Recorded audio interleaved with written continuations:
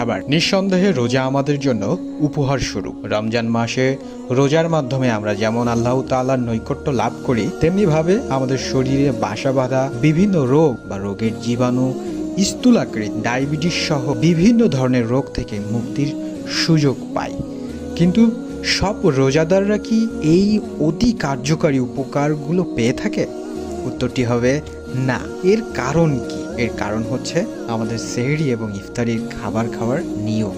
একটা ব্যাপার তো, আমরা সারাদিন রোজা থাকার নিয়ত করে সেহরিতে অনেক খাওয়ার চেষ্টা করি। দ্বিতীয়ত, ইফতারের সময় ক্ষুধার্ত অবস্থায় অনেক কিছু খেতে ইচ্ছা করে। এই ইচ্ছা থেকে ইফতারিতে আমরা নানান ধরনের আইটেম যোগ করি। এখানেই বাড়ছে বিপত্তি।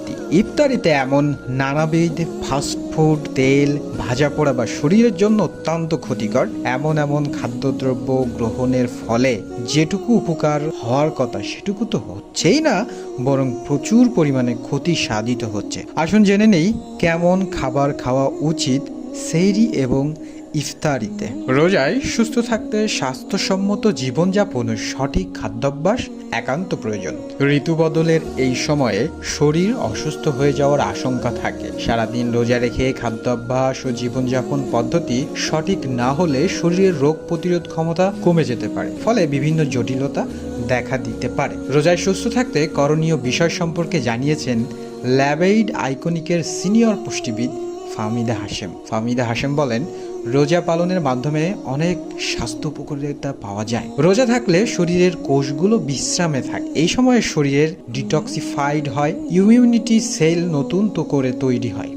কিছু গ্রোথ হরমোন আছে যেগুলো নিঃসরণ এই সময় বেড়ে যায়, যা ওজন কমাতে সাহায্য করে। তাহলে আমাদের এই যে খাদ্যাভ্যাস ইফতারিতে কিংবা সেহরিতে, এটা আমরা যদি বিরত রেখে আমরা যদি স্বাস্থ্যসম্মত ইফতার কিংবা সেহরি করতে চাই, তাহলে আমাদের প্রথমে ইফতারটা কেমন হতে পারে। হ্যাঁ, ইফতারের খাবার 3 ভাগে ভাগ করে গ্রহণ করা উচিত আমাদের। প্রথম ভাগে আমরা যখন ইফতারিটা করব, তখন আমাদের ইফতারির সময় হলে শুধু 1 থেকে 2 গ্লাস পানি, খেজুর, যে কোনো একটি ফল খেতে পারেন। ইফতারের শুরুতেই চিনি বা লবণযুক্ত পানীয় খাওয়া উচিত নয়। দ্বিতীয় ধাপে আমরা এই যে সামান্য ইফতারিটা করলাম, তারপরেই আমরা নামাজ পড়ব। মাগরিবের নামাজ পড়ার পর পানীয় গ্রহণ করতে হবে।